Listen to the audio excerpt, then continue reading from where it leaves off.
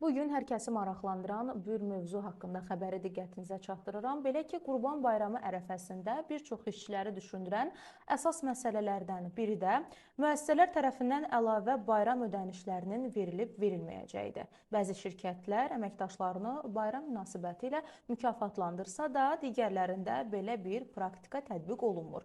Maraqlıdır, işçilər bayram bonusu və ya maddi yardımın verilməsi qanunla məcburidirmi, yoxsa bu yalnız rəhbərliyin qərarından asılıdır. Mövzu ilə bağlı konkret açıqlama verən iqtisadçı Natiq Cəfərli bildirib ki, qanunvericilikdə müəssisələrin işçilərə əlavə bayram ödənişi etməsinə imkan verən müddəalar mövcuddur.